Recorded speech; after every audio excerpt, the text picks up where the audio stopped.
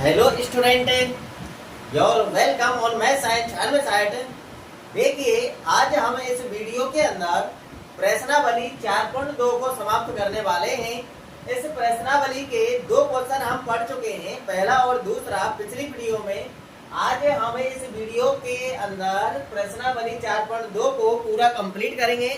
तो देखिए, इस प्रश्नावली के अंदर 4.2 के अंदर आपके 6 क्वेश्चन हैं, 2 हमने कर लिए, तीसरा चौथा पांचवा छठवा आज मैं ऐसे वीडियो में आपको पढ़ाने वाला हूं। तो चलिए वीडियो स्टार्ट करते हैं। वीडियो स्टार्ट करने से पहले यदि कोई स्टूडेंट इस वीडियो को पहली बार देख रहा है तो यह वीडियो के नीचे चैनल का नाम लिखा हुआ है मैं साइट, तो उसे के राइट हैंड साइड पर सब्सक्राइब लिखा हुआ है, तो भैया सब्सक्राइब का बटन दबा दीजिए, उस पर क्लिक कर दीजिए और बेल आइकन का बटन भी क्लिक कर दीजिए ताकि मेरी प्रत्येक वीडियो का नोटिफिकेशन आपके पास समय समय पर पहुंचता रहे, ठीक है ना, और आप भली भांति तरीके से तैयारी कर सकें, ठीक है। तो चलिए हम क्वेश्चन 3 को लिख लेते हैं। तो यह वीडियो को एंड तक देखना, पूरा देखना। तो देखिए, क्वेश्चन नंबर 3 आपके सामने है। वीडियो को स्किप नहीं करना भैया, वीडियो को पूरा देखना, तभी आपकी समझ में कुछ आएगा, ठीक है ना। और ध्यान आपका इस वीडियो को देखने पर ही होना चाहिए, इधर उधर की बातों पर नहीं होना चाहिए, ध्यान बिल्कुल केंद्रित होना चाहिए, ठीक है ना, तभी आप बहुत कुछ सीख पाओगे। तो चलिए स्टार्ट करते हैं हल करना। पहले क्वेश्चन को पढ़ लेते हैं, क्वेश्चन क्या कह रहा है। तो देखिए, क्वेश्चन कह रहा है ऐसी 2 संख्याएं ज्ञात कीजिए। कितनी संख्या ज्ञात करनी है? 2 संख्या ज्ञात करनी है जिनका योग 27 हो। उन दोनों संख्याओं का योग कितना है? 27 और गुणनफल 182 हो। अब देखिए, उन 2 संख्याओं को यहाँ पर मानना पड़ेगा। अगर मान लीजिए, आपको ये तो पता ही चल चुका है कि उनका योग कितना है भैया? 27 है। मान लीजिए एक संख्या 10 है, एक संख्या क्या है? 10। तो दूसरी संख्या क्या होगी? आपने निकाल लिया होगा, 17 होनी चाहिए। योग उनका कितना है? 27 है, तो एक संख्या 10 है तो दूसरी 17 होनी चाहिए। 17 कैसे आया भैया? कि एक संख्या जो हमने मानी थी 10 है, उसको 27 में से घटा दिया। 27 में से 10 घटाएंगे तो क्या बचेगा? 17 बचेगा। क्या बचेगा भैया? 17 बचेगा। अगर मान लीजिए कि 10 ने मान करके हम 15 मान लेते हैं, क्या मान लेते हैं? 15, की एक संख्या 15 है तो दूसरी संख्या क्या होगी? तो दूसरी संख्या क्या होगी? 12 होनी चाहिए। क्या होनी चाहिए? 12, तो 12 ही होगी। 27 में से हम 15 घटा देंगे हैं। तो देखिए, यहाँ पर आपने कुछ समझने पर ध्यान दिया कि जिस संख्या को हम मान रहे हैं उस संख्या को योग में से घटा रहे हैं, तब जाकर दूसरी संख्या निकल रही है। तो यही काम हमको यहाँ पर करना है। यहाँ पर हम मान लेंगे, माना एक संख्या x, तो दूसरी संख्या कैसे निकलेगी? 27 में से उस एक संख्या घटा देंगे, 27 माइनस x, ठीक है। इस प्रकार से हम 2 संख्या मान लेंगे और उन दोनों संख्याओं का गुणनफल 182 है, तो हम उन दोनों संख्याओं को गुणा करेंगे और बराबर में 182 कर देंगे। तो देखिए, यहाँ पर मानना है हमको, क्या करना है? मानना है, माना एक संख्या बराबर x है तथा दूसरी संख्या क्या होगी? तथा दूसरी संख्या बराबर, यानी इन दोनों संख्या का योग 27 है, 27 में से एक संख्या घटा देंगे, दूसरी संख्या निकल के आ जाएगी 27 माइनस x है, ठीक है। तो आ गया होगा समझ में। यहाँ पर संख्याओं को मानना कि एक संख्या हमने x मान ली, तो दूसरी संख्या कैसे निकलेगी? उनके योग में से इस एक संख्या को घटा देंगे तो दूसरी संख्या निकल करके आ जाएगी, ठीक है ना। तो इतना आ गया होगा आपकी समझ में। अब देखिए आगे क्या कह रहा है क्वेश्चन। उनका गुणनफल कितना भैया? 182 है, यानी इन दोनों संख्याओं का गुणनफल 182 है। तो यही काम करना हमको, इन दोनों का गुणा करना है, बराबर में 182 करना है। तो अपन के पास एक द्विघात समीकरण बन के आ जाएगा और उसको अपन गुणनखंड विधि से सॉल्व कर लेंगे, अपन का हल आ जाएगा, ठीक है ना। तो देखिए, इनका गुणा करना है, अतः x का गुणा किससे करना है भैया? 27 माइनस x से करना है। जिससे गुणा करना है उसको क्वेश्चन में लिख दीजिए इस प्रकार जैसे मैंने लिखा है। तो इन दोनों का गुणा कर दिया, बराबर में क्या करना है? 182 करना है। कर दिया है हमने 182। अब आगे कैलकुलेशन देखिए, x का गुणा अंदर कर देना है, x का गुणा 27 से करेंगे तो 27x ही आएगा। 27 प्लस का और एक्स भी प्लस का, तो प्लस का ही आएगा 27 एक्स। एक्स का गुणा माइनस एक्स से करेंगे तो माइनस का एक्स स्क्वायर आएगा।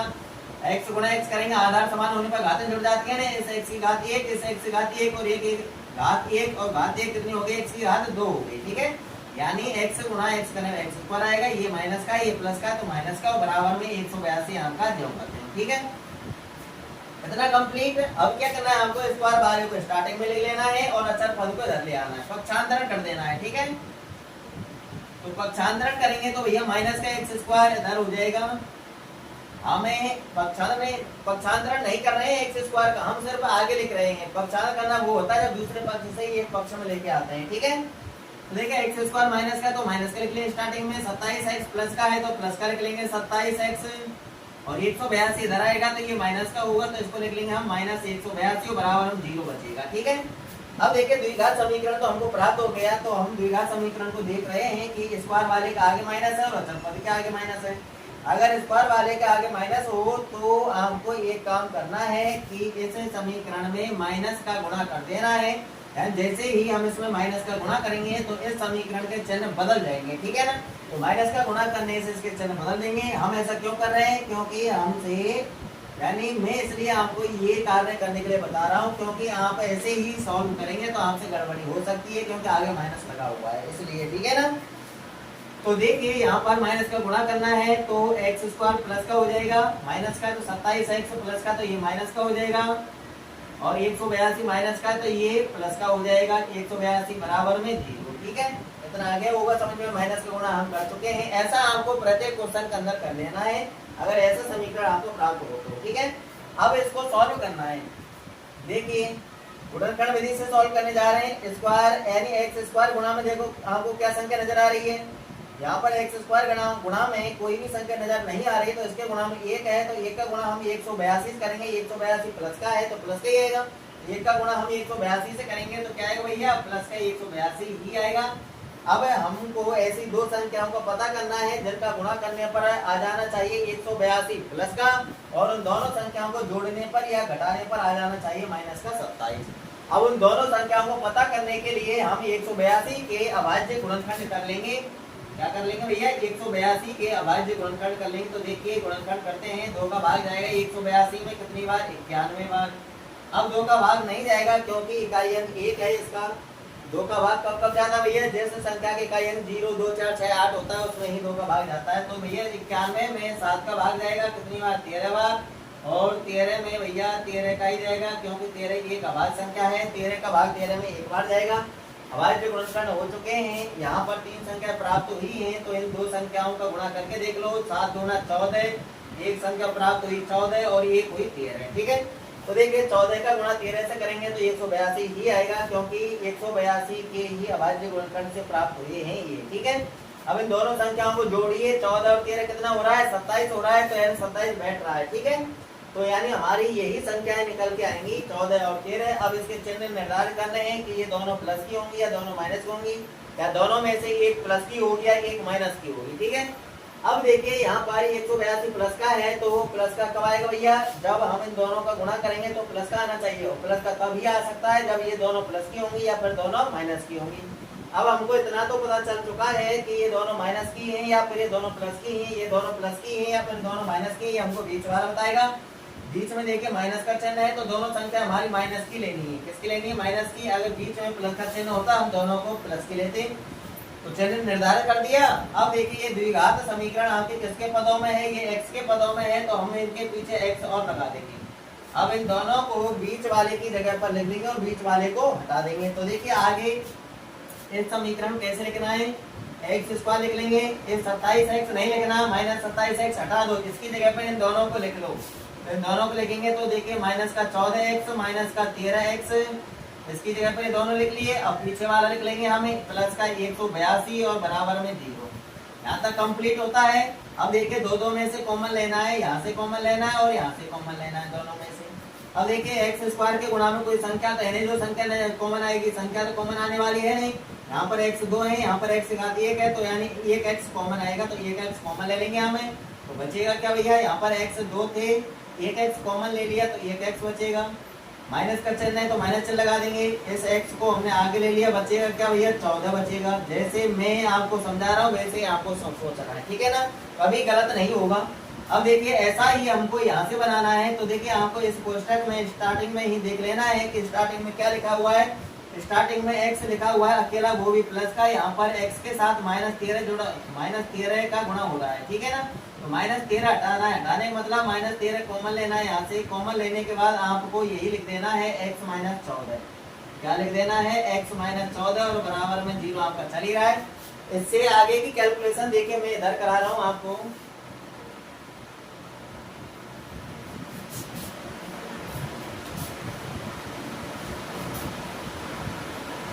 आगे देखिए क्या करना है आपको, ये जो कोष्टक वाली संख्या है ना x - 14, इन दोनों में से हमको एक संख्या लेनी है, किसी को भी लिख लीजिए x - 14, और दूसरे कोष्टक में ये बाहर वाली संख्या लिखनी है x - 13, ठीक है।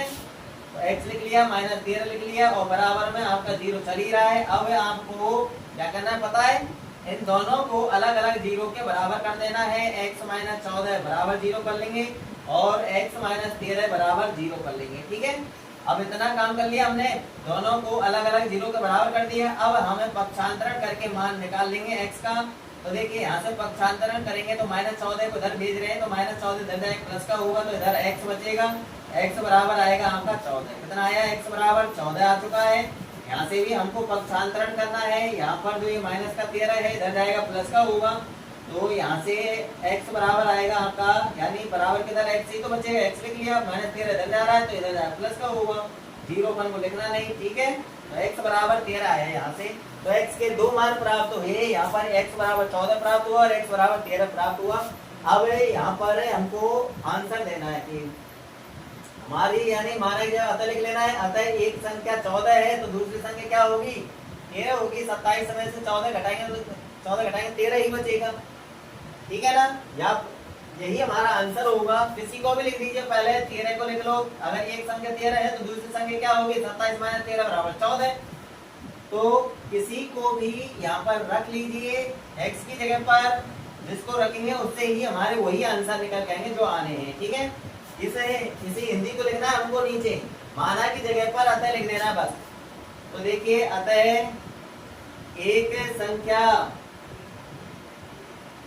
एक संख्या बराबर क्या है, 14 है, तथा दूसरी संख्या क्या होगी,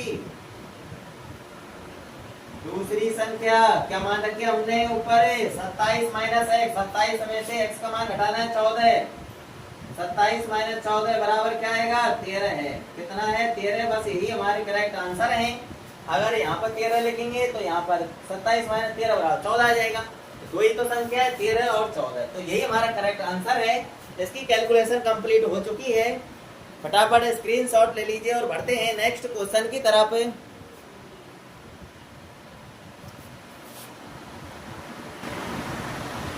तो देखिए क्वेश्चन नंबर 4 आपके सामने है।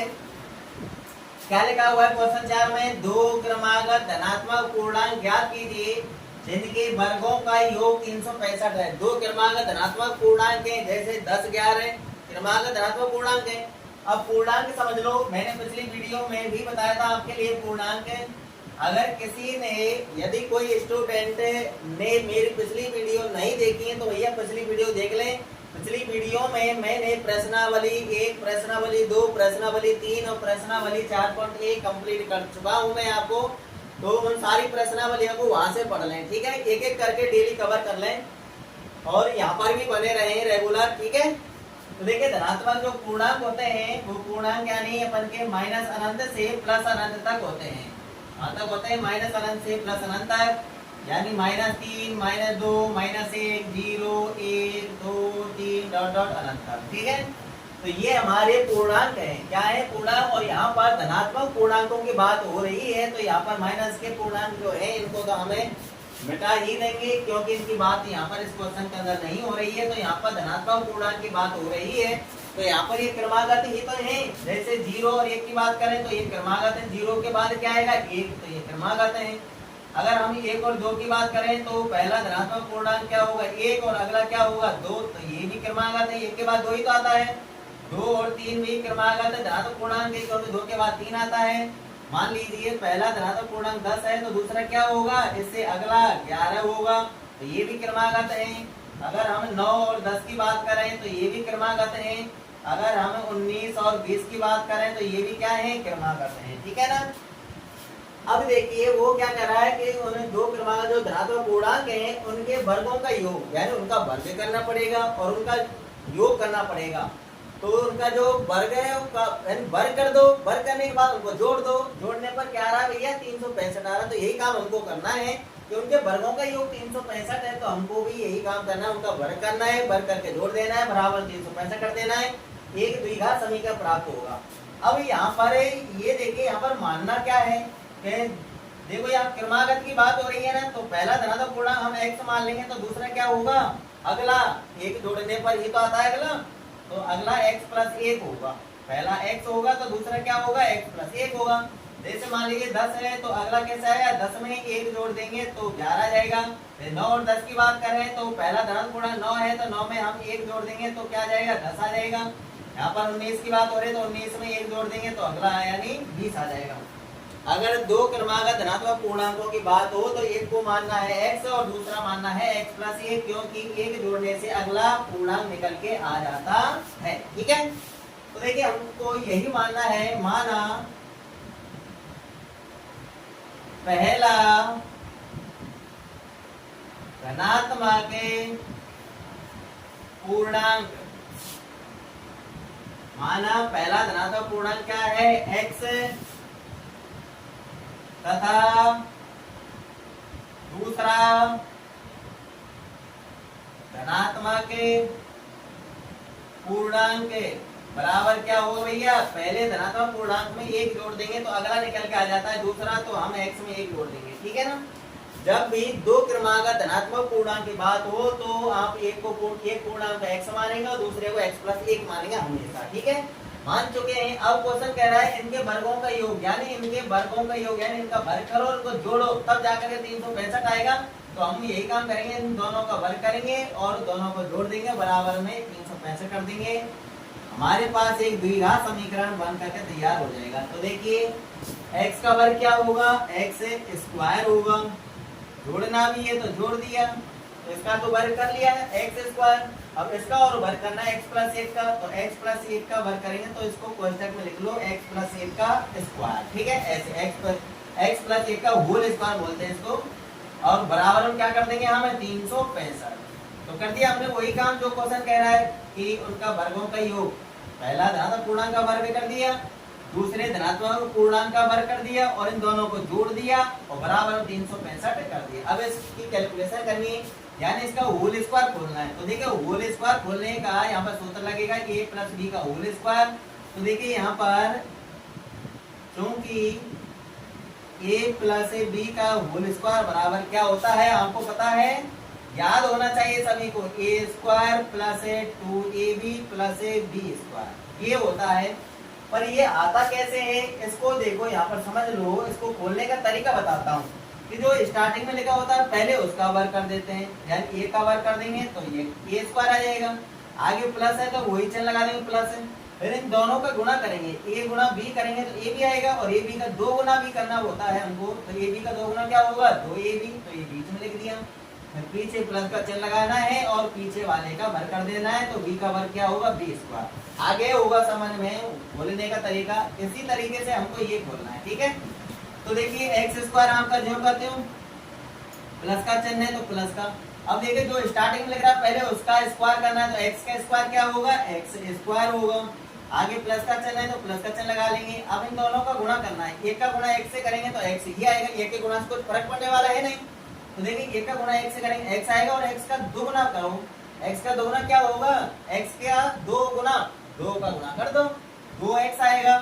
क्या आएगा 2x, और पीछे प्लस का चिन्ह लगाना है और पीछे वाले का वर्ग कर देना है। एक का वर्ग क्या होगा भैया एक ही होगा, एक का स्क्वायर 1 बराबर में 365 ज्यों का त्यों। ठीक है, अब इसकी कैलकुलेशन कर लो साथ में, देखिए यहाँ पर इसकी भी कैलकुलेशन कर लेंगे, इसको सॉल्व कर लेंगे और 365 को इधर भी ले आएंगे, पक्षांतरण भी कर देंगे साथ में।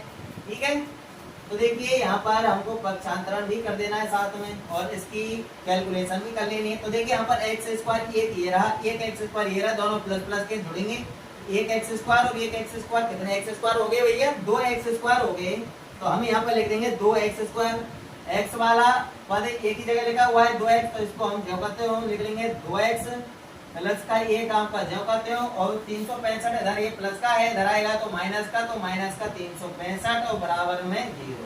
आगे और कैलकुलेशन कर लीजिए, ये सॉल्यूशन करना है अपन को, ठीक है। एक प्लस का है 365 माइनस का, ये प्लस माइनस घटेंगे तो इनको ही घटाना है। तो देखिए आगे वाला तो जो करते हो यही रखना है हमको, 2x स्क्वायर प्लस 2x। अब देखिए एक प्लस का 365 माइनस का, प्लस माइनस के घटेंगे, माइनस के ज्यादा है तो माइनस के बचेंगे, 365 में से ये घटा दीजिए, कितना बचेगा 364 और बराबर में 0। अब इसे द्विघात समीकरण को देखिए, द्विघात समीकरण को देख करके ऐसा नहीं लग रहा है कि 2 यहाँ पर है 2 यहाँ पर है तो 2 का भाग इसमें भी जा रहा है, यानी 2 का भाग सब में जा रहा है। अगर ऐसे भाग चला जाता है तो हमको भाग दे देना है, क्योंकि द्विघात समीकरण छोटा हो जाता है और उसकी कैलकुलेशन जल्दी सॉल्व हो जाती है, ठीक है ना। तो देखिए 2 का भाग दे देंगे, 2 का भाग यहाँ देंगे तो 2 खत्म, यहाँ से आगे प्लस है तो प्लस, 2 का भाग यहाँ देंगे 2 यहाँ से खत्म, माइनस का चिन्ह लगा लेंगे, 2 का भाग यहाँ देंगे तो देखिए 2 एकम 2, 2 बट्टे 16, 2 दूना 4, यानी 182 बार जाएगा और बराबर में 0, 0 में 2 का भाग देंगे तो 0 ही आएगा। तो द्विघात समीकरण आपका छोटा हो चुका है, x square plus x minus 182, ठीक है। अब देखिए इसकी कैलकुलेशन मैं इधर करा रहा हूँ। और देखिए एक्स स्क्वायर गुणा में देख लीजिए क्या है भैया, एक्स स्क्वायर गुणा में कोई संख्या नजर नहीं आ रही है तो एक है, एक का गुणा हम माइनस 182 से करेंगे तो माइनस का 182 ही आएगा। तो देखिए इधर बता रहा हूं मैं आपको, माइनस 182 आएगा ना। अब हमको ऐसी दो संख्याओं को पता करना है जिनका गुणा करने पर तो आ जाए माइनस के 182 और जोड़ने पर और घटाने पर आना चाहिए क्या, एक्स गुणा में कोई संख्या नहीं है ना, तो यहाँ पर एक आना चाहिए। तो ऐसा क्वेश्चन हमने अभी भी किया है 182 के अभी अभाज्य गुणनखंड किए थे तो 14 और 13 संख्या निकल के आई थी। कौन सी संख्या निकल के आई थी, 14 और 13। तो देखिए 14 और 13 गुणा करेंगे 182 आ जाएगा, 14 में 13 घटाएंगे तो 1 बच रहा है तो 1 ही बचाना है हमको, ठीक है। तो सही है, अभी के चिन्ह निर्धारित करने। अब देखिए गुणा करने पर हमको माइनस का लाना है 182, तो गुणा करने पर तभी माइनस का आ सकता है जब इन दोनों में से एक संख्या प्लस की हो और एक संख्या किसकी हो, माइनस की। अब इन दोनों में से कौन सी तो प्लस की है और कौन सी माइनस की है हमको बीच वाला बताएगा। अब देखिए बीच में प्लस का चिन्ह है तो बड़ी संख्या हमको प्लस की लेनी है और छोटी संख्या माइनस की लेनी है, ठीक है ना। ये विशेष का ध्यान रखें, अगर बीच में माइनस का चिन्ह होता तो हम बड़ी संख्या को माइनस की लेते और छोटी संख्या को प्लस की लेते, ठीक है। चिन्ह निर्धारित कर लिया। चिन्ह निर्धारित करने के बाद देखिए यहाँ पर ये द्विघात समीकरण एक्स के पदों में है तो हम इनके पीछे एक्स और लगा देंगे। अब कंप्लीट है, अब बीच वाले को हटा देना है, बीच वाले की जगह पर इनको लिख देना है, ठीक है। तो देखिए अगली स्टेप देखिए, एक्स स्क्वायर प्लस का 14x माइनस का 13x और माइनस का 182 और बराबर में 0। तो यहाँ तक कंप्लीट होता है। अब दो में से कॉमन लेना है हमको, क्या करना है भैया, दो में से कॉमन लेना है। तो देखिए यहाँ से एक्स स्क्वायर प्लस 14x में से x कॉमन आएगा, क्योंकि एक्स स्क्वायर गुणा कोई संख्या तो है नहीं जो संख्या कॉमन आएगी, केवल x ही आएगा। यहाँ पर x 2 है, यहाँ पर x है। देखिए x कॉमन ले लेंगे, x कॉमन लेंगे तो देखिए यहाँ पर x का 2 थी, एक x हमने कॉमन ले लिया तो एक x बचेगा यहाँ पर, तो हम कोष्टक चालू कर देंगे और x लिख देंगे। आगे प्लस का चिन्ह है तो प्लस का चिन्ह ले लेंगे। अब x है तो हमने आगे ले लिया तो बचेगा क्या, 14 बचेगा, कोष्टक बंद कर देंगे। अब ऐसा यानी ऐसा ही हमको यहाँ से बनाना पीछे से। तो देखिए स्टार्टिंग में देख लीजिए इस कोष्टक में, स्टार्टिंग में क्या है भैया, x है अकेला, वो भी किसका, प्लस का। यहाँ पर x अकेला नहीं, x के साथ माइनस 13 का गुणा हो रहा है तो माइनस 13 हटाना है यहाँ से, यानी ऐसा ही तो बनाना है हमको सेम। यानी अकेला x ही रखना है, अकेला x तभी रहेगा जब माइनस का 13 हट जाएगा। हटने का मतलब माइनस 13 कॉमन लेना है, तो माइनस 13 कॉमन ले लेंगे और इसी को लिख देंगे, वो स्टेप में इसी को लिख देंगे x प्लस 14 बराबर में 0 आपका चल ही रहा है। अब आगे देखिए क्या करना है, इन दोनों कोष्टक वाली संख्याओं में से एक लिखनी है हमको x प्लस 14, दूसरे कोष्टक में बाहर वाली लिखनी है हमको x माइनस 13 और बराबर में 0। अब इससे आगे देखिए दोनों को अलग अलग 0 के बराबर करना है, x प्लस 14 बराबर 0 और x माइनस 13 बराबर 0। दोनों जगह से हम पक्षांतरण करके x का मान निकाल लेंगे। तो देखिए पक्षांतरण दोनों जगह लिख देते हैं। अब देखिए यहाँ पर 14 उधर जा रहा है तो बराबर किधर क्या बचेगा, x है, तो बराबर चिन्ह लगा लेंगे। ये 14 प्लस का है, इधर जाके माइनस का हुआ तो x बराबर आएगा माइनस का 14। कितना आया भैया? x बराबर माइनस 14 आया। यहाँ से देखिए माइनस 13 उधर जा रहा है तो इधर क्या बचेगा? अकेला x है, तो लिख लेंगे x बराबर का चिन्ह लगा लेंगे। माइनस का 13 इधर माइनस का, वो 13 इधर माइनस का है, इधर जाके प्लस का होगा तो वो x बराबर आएगा 13। ठीक है, x के दो मान आ चुके हैं, एक तो आया माइनस 14 और एक आया 13। अब क्वेश्चन में बात हो रही है धनात्मक पूर्णांक की और ये है ऋणात्मक पूर्णांक, तो इसको तो हम छोड़ देंगे, हमारा करेक्ट आंसर ये होगा। ठीक है, तो देखिए यहाँ पर अब हिंदी लिखने वाले हैं, इस दोनों ही लाइनों को लिखेंगे। माना की जगह पर अतः लिखना है। अतः पहला धनात्मक पूर्णांक बराबर है 13 और दूसरा धनात्मक पूर्णांक बराबर है x प्लस 1। क्या आएगा? x प्लस 1 है तो x की जगह पर हम 13 लिख देंगे, तो 13 प्लस 1 बराबर 14 आ जाएगा। तो देखिए हिंदी लिखने जा रहा हूं मैं यहाँ पर। माना की जगह क्या लिखना है? अतः पहला धनात्मक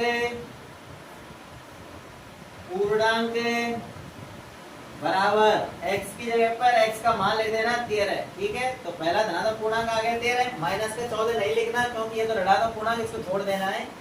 अब दूसरी लाइन लिखनी है अपन को, तथा दूसरा धनात्मक पूर्णांक बराबर क्या है भैया? यहाँ पर x प्लस 1 है तो x की जगह पर x का मान लिख दीजिए 13, तो 13 प्लस 1 बराबर क्या आएगा? 14।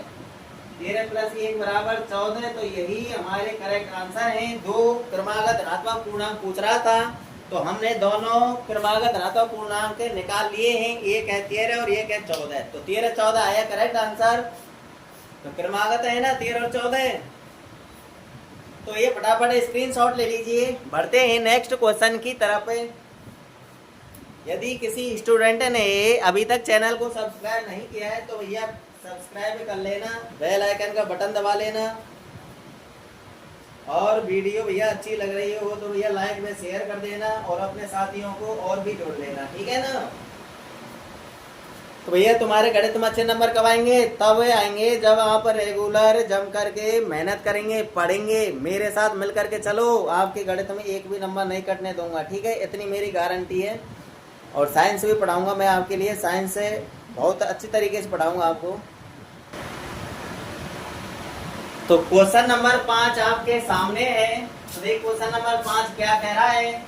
एक समकोण त्रिभुज की ऊंचाई, एक समकोण त्रिभुज है, उसकी जो ऊंचाई है, हाइट, इसके आधार से 7 सेमी कम है। तो उसकी ऊंचाई कम है, कितनी कम है भैया? आधार से 7 सेमी कम है। यदि कर्ण 13 सेमी का हो तो अन्य दो भुजाएं ज्ञात कीजिए। तो ये यहाँ पर हमको एक समकोण द्विघात समीकरण बनाना है। क्या बनाना है? द्विघात समीकरण। तो देखिए द्विघात समीकरण कैसे बनेगा? द्विघात समीकरण बनाने के लिए आपको एक समकोण त्रिभुज बनाना पड़ेगा। इस प्रकार से एक समकोण त्रिभुज बना लिया हमने, इसका नामकरण कर सकते हैं आप ए बी सी। ठीक है, अब देखिए यहाँ पर ये कह रहा है कि जो त्रिभुज की ऊंचाई है, ये ऊंचाई हो गई, ये ऊंचाई इसके आधार से 7 सेमी कम है। तो ये शर्त किसके बारे में दी गई भैया? त्रिभुज के आधार के बारे में दी गई है। ये शर्त हमको किसके बारे में बता रहा है?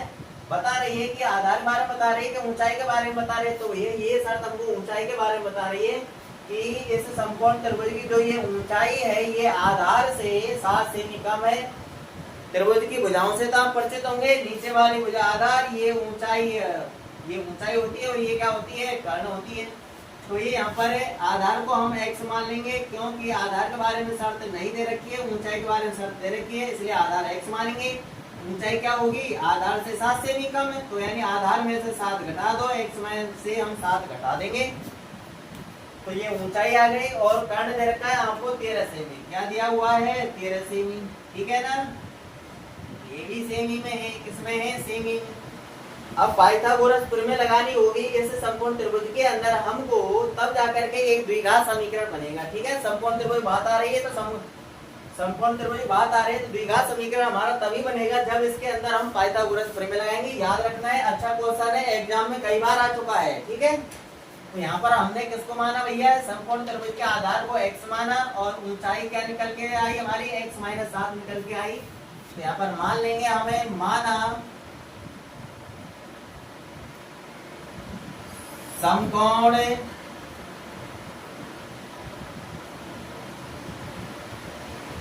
त्रिभुज का आधार बराबर x सेमी। ठीक है ना। समकोण त्रिभुज का आधार क्या माना, x सेमी। सेमी को चलो आप हटा सकते हैं, एंड में लगा देना। तो देखिए माना समकोण त्रिभुज का आधार बराबर x तथा ऊंचाई आधार से 7 सेमी कम है ना, तो आधार हमने x माना है, x में 7 घटा देंगे तो ये ऊंचाई निकल के आ गई x माइनस 7। कर्ण आपका 13 सेमी दिया हुआ है। अब यहाँ पर लिख दो तथा कर्ण बराबर 13 सेमी।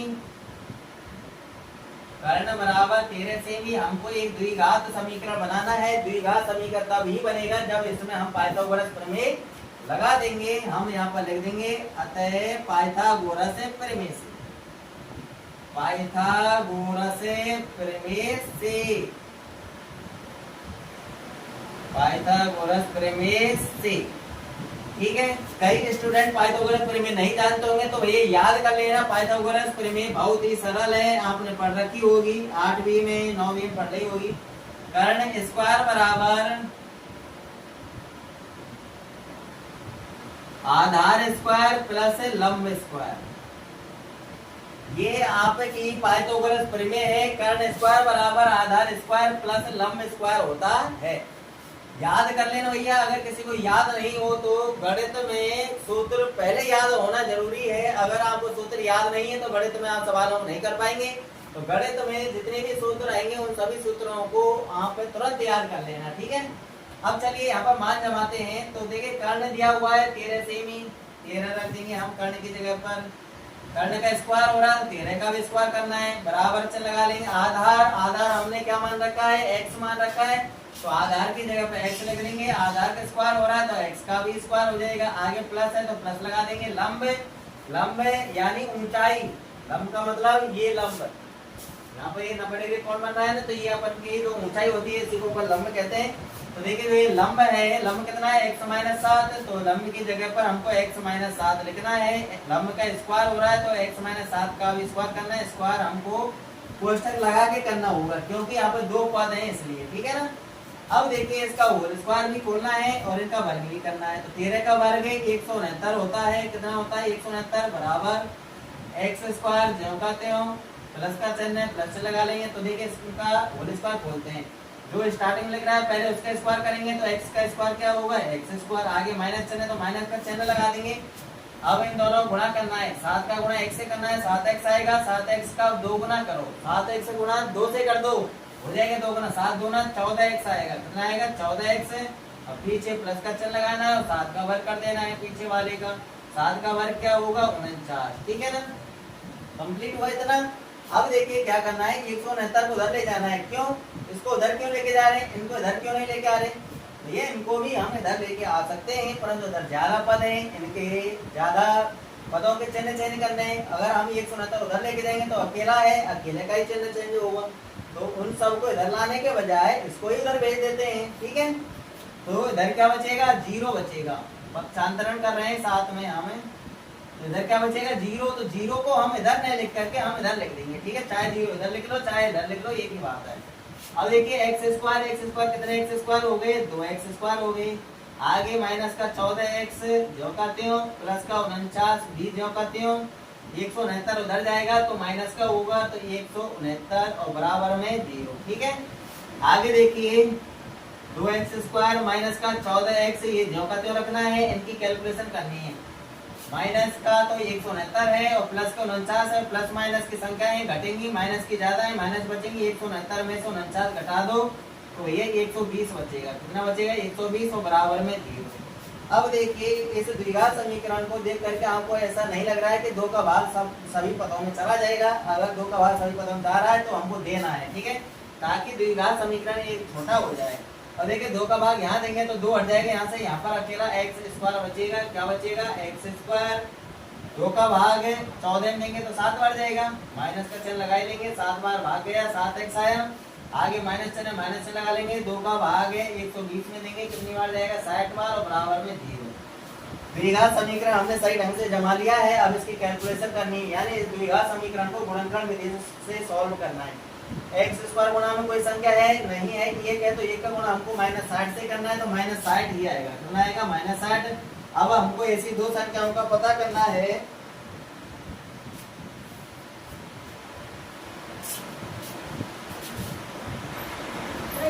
तो देखिए, अब हमको ऐसी दो संख्याओं का पता करना है जिनका गुणा करने पर आना चाहिए -60 और उन दोनों को जोड़ने पर या घटाने पर आना चाहिए -7। ठीक है ना?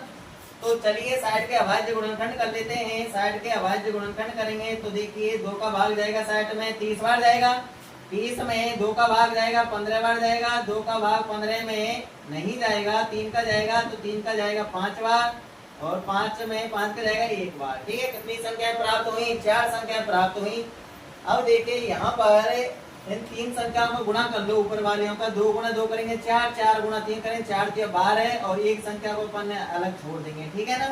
तो 12 और 5 आया, तो 12 और 5 आया, तो 12 में से 5 घटाने पर बीच का आ रहा है ना 7, तो हमारी ये संख्याएं सही हैं। अब इनके चिन्ह निर्धारित करने हैं, तो देखिए चिन्ह निर्धारित कैसे करने हैं। गुणा करने पर हमको -60 लेके आना है। -60 तभी आएगा जब इन दोनों में से कोई एक संख्या प्लस की होगी और एक संख्या माइनस की होगी। ठीक है ना? जब प्लस की संख्या का गुणा माइनस की संख्या से करेंगे तभी तो माइनस की संख्या आएगी, तभी तो माइनस संख्या आएगी। ठीक है ना? अब कौन सी संख्या प्लस की होगी, कौन सी संख्या माइनस की होगी, हमको बीच वाली संख्या बताएगी। तो बीच में देखिए माइनस का चिन्ह है, तो हमको ये बड़ी संख्या माइनस की रखनी है और छोटी संख्या प्लस की रखनी है, और ये x के पदों में है, इनके पीछे हम x और लगा देंगे। ठीक है ना? अब देखिए इन दोनों को बीच वाले की जगह पर रख देंगे, बीच वाले को हटा देंगे। तो देखिए आगे इस द्विघात समीकरण को x² माइनस का 12x प्लस का 5x माइनस का 60 लिख लेंगे, पीछे वाला और बराबर में 0। ठीक है, ये हटा दिया, आगे वाला लिख लिया, पीछे वाला लिख लिया, इसकी जगह पर इन दोनों को लिख दिया। ठीक है, अब आगे देखिए दो में से कॉमन लेके सॉल्व करना है। यहाँ पर x² है, यहाँ पर -12x संख्या तो कॉमन आने वाली है नहीं, क्योंकि x² के गुणा में कोई संख्या नहीं है। अब देखिए यहाँ पर x कॉमन आ जाएगा, तो यहाँ पर एक x बचेगा, आगे माइनस है तो माइनस है, x हमने कॉमन ले लिया तो यहाँ पर 12 बचेगा।